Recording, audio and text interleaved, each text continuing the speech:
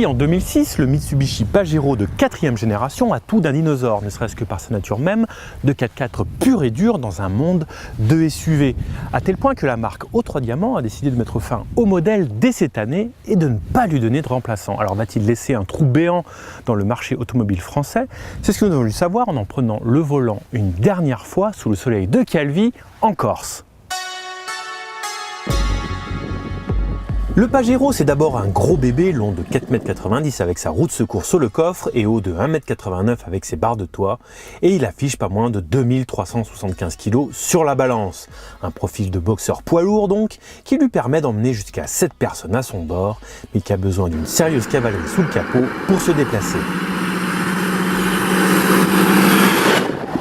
Et ça tombe bien, sous ce capot, pas la moindre trace de downsizing, puisque ce 3 litres de DID est depuis des années le plus gros 4 cylindres du marché. Il développe 190 chevaux à 3500 tours minute et surtout 441 Nm à 2000 tours minute, ce qui lui permet de tracter jusqu'à 3,5 tonnes. C'est donc ce qui fait la force de ce géant, mais aussi sa faiblesse, puisque c'est à cause de son impossibilité à satisfaire aux normes Euro 6C qui fait que le Pajero tirera sa révérence cet été. C'est à cause de ses émissions de NOx, mais il n'est pas avare non plus en CO2, puisqu'il en disperse 245 grammes par kilomètre, soit presque autant qu'un Porsche Cayenne de 550 chevaux.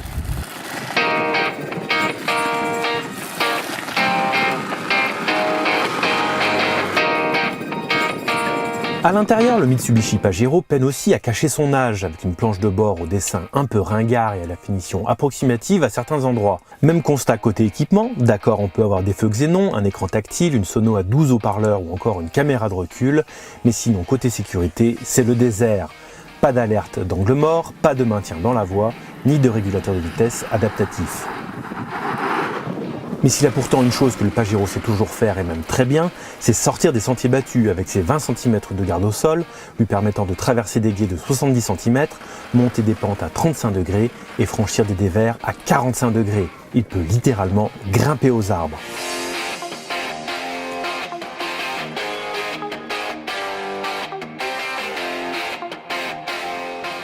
Et le poids des ans se fait sentir dès les premiers kilomètres sur le bitume. D'accord, la position de conduite très droite n'aide pas, mais le Pajero se montre pâteau avec une sensation de flottement en ligne droite, une prise de roulis marquée en courbe et une direction sans vie. Par contre, la boîte de vitesse automatique à 5 rapports se montre réactive et le moteur offre des relances satisfaisantes, même s'il est très bruyant. Et il fait tout ça avec une facilité déconcertante grâce à sa transmission Super Select, résultat de décennies d'expérience dans le domaine du off-road, grâce à ses 4 roues motrices enclenchables, sa gamme de vitesses courtes et le blocage de son différentiel central et arrière. Rien ne lui fait peur.